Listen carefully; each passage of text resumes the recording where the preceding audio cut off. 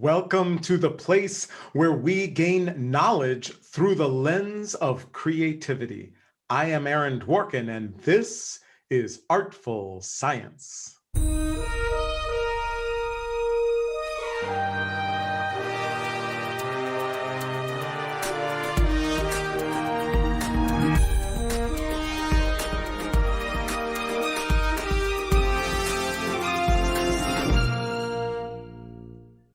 Thanks again for joining me here on Artful Science. Today's show is Art of the Cosmos, Understanding Galaxies Through Origami.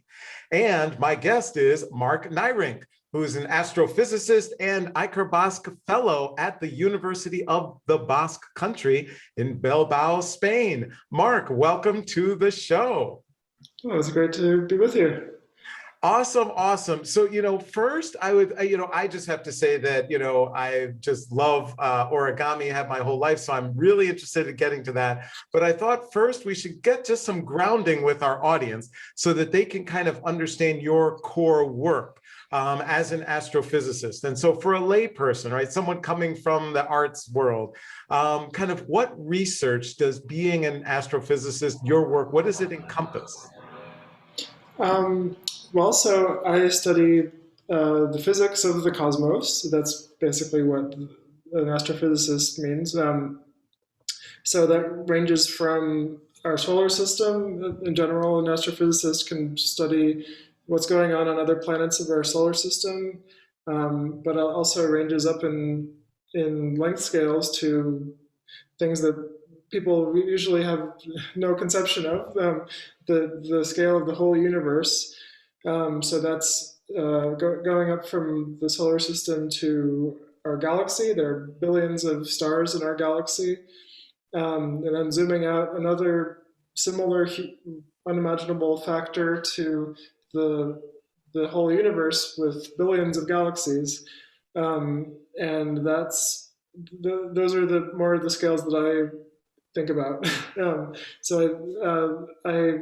I would also, there's also the word cosmologist, which I am. That's the study of the universe as a whole and what's going on very, very large scales, as far as we can see in the cosmos, all the way almost back to the Big Bang. Awesome. And that also just, helps to kind of give us a sense of this work. And, I've always had the toughest time, right, trying to comprehend. Maybe I can get the sense of our distance to the sun and other planets, our solar system. And then maybe somehow on a good day, I can begin to grasp, in our galaxy, billions of stars, really, really hard.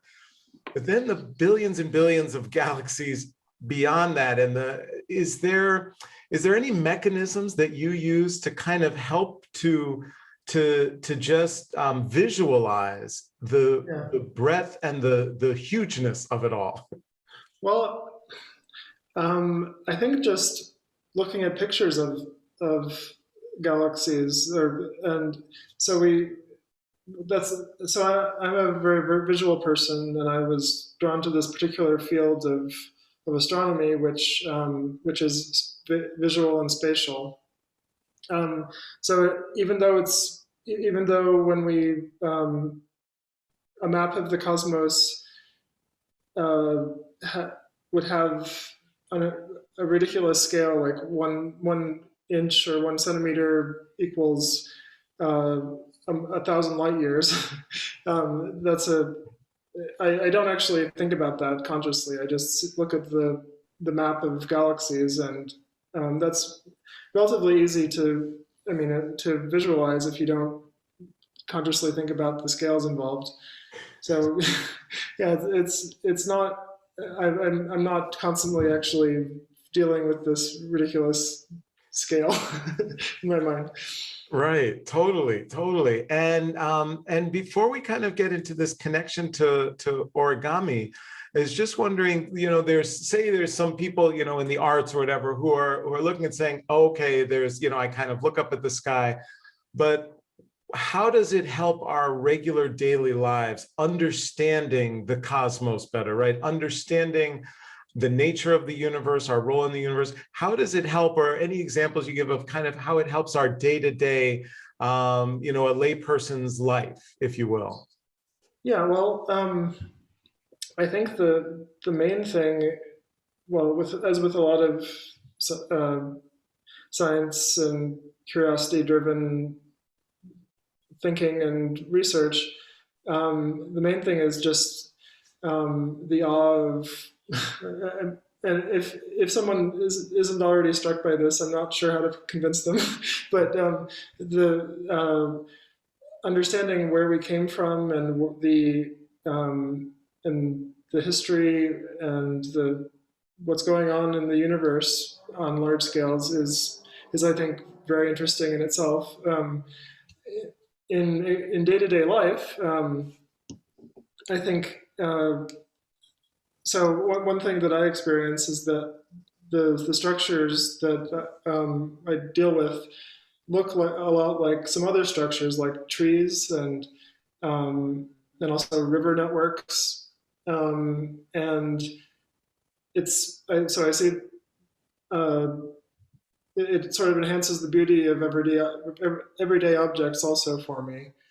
And I think appreciating beauty is something that helps people Totally, in everyday life. absolutely. And Yeah. I'm sure it's interesting how many ways or aspects of the universe are reflected in those or similar patterns that we might Hmm. see in a, from a cosmic level, and actually see at a human level or even cellular level.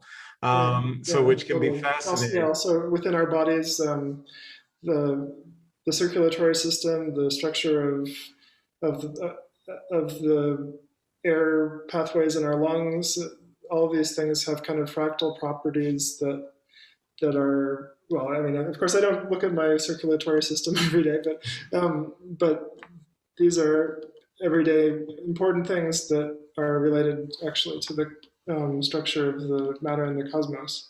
Right, totally.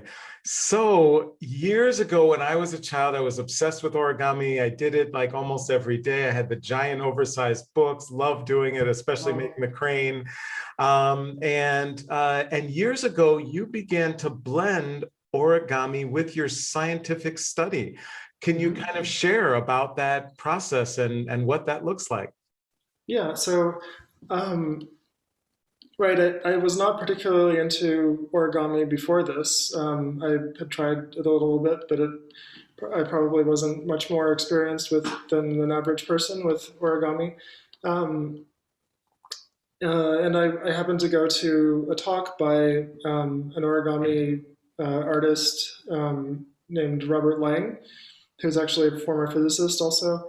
Um, he gave a wonderful colloquium talk about the mathematics of origami and talked about he is a pioneer of computer design of origami, which really helped it take off. And now you can prove that you can have a design that approximates basically any shape you want out of a single sheet of paper.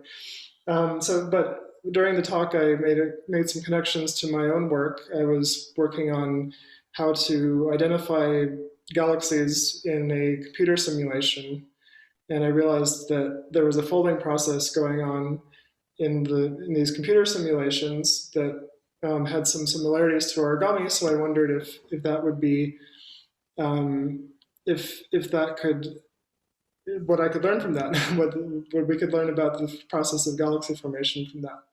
And it turns out that there are some things that carry over. Wow. And so are there any examples you can share with us, or of any, Sure. yeah. And so actually, well, I have some. I have this with me. This Ah, is a so this is an origami piece. It's a little different than origami that you might be used to. It doesn't, it's actually folds flat, so I can put it in a book without it being folded further. And it represents the structure of a relatively nearby universe of galaxies. It's called the local sheet of galaxies. So the so actually in the middle here, there's a triangle which represents our galaxy, the Milky Way. And under that is another triangle that represents the Andromeda galaxy, which is the nearest large galaxy to us, besides the Milky Way. And here are some other galaxies that also have names. They're called the Council of Giants. And so actually with some software that Robert Lang, who I mentioned, just wrote, I designed this by eye, basically.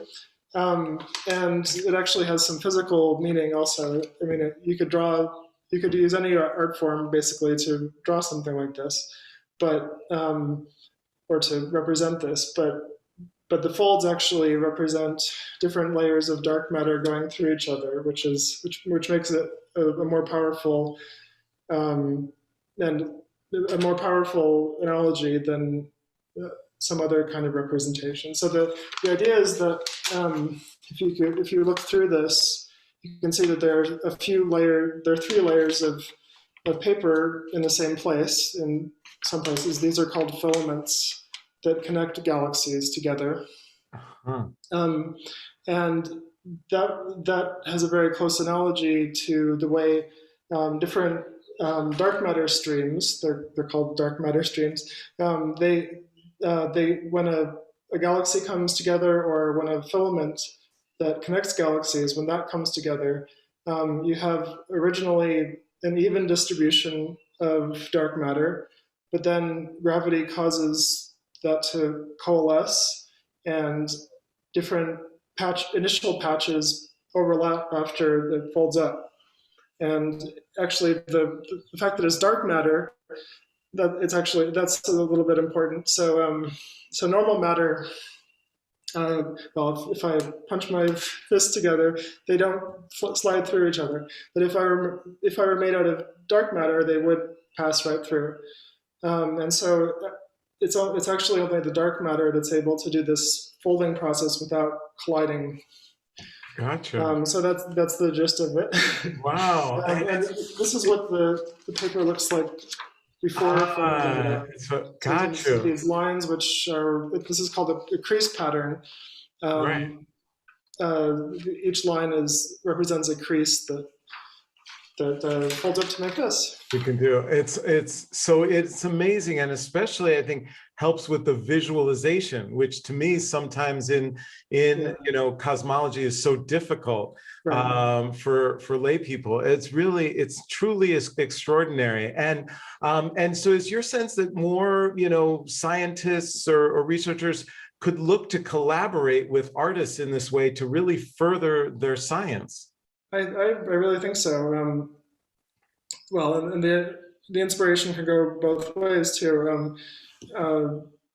But yeah, I think something that's unappreciated is that thinking outside the box, or thinking in a different way about the problem can be extremely useful. I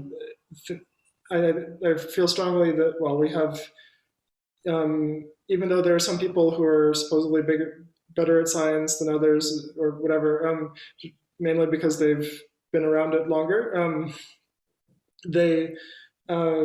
we all have human minds, and even if we try to imagine that, if we think that scientific concepts exist outside of humanity somehow, which I think sometimes we kind of fool ourselves to think that all of these concepts do have to fit in human minds, and there are lots of ways to understand things, and we need to, it helps to understand things in as many different ways, complementary ways as possible. And so in my case, this sort of playing around with paper has helped to, well, it was kind of the inspiration to look for a property of filaments that these are columns of matter that connect galaxies together.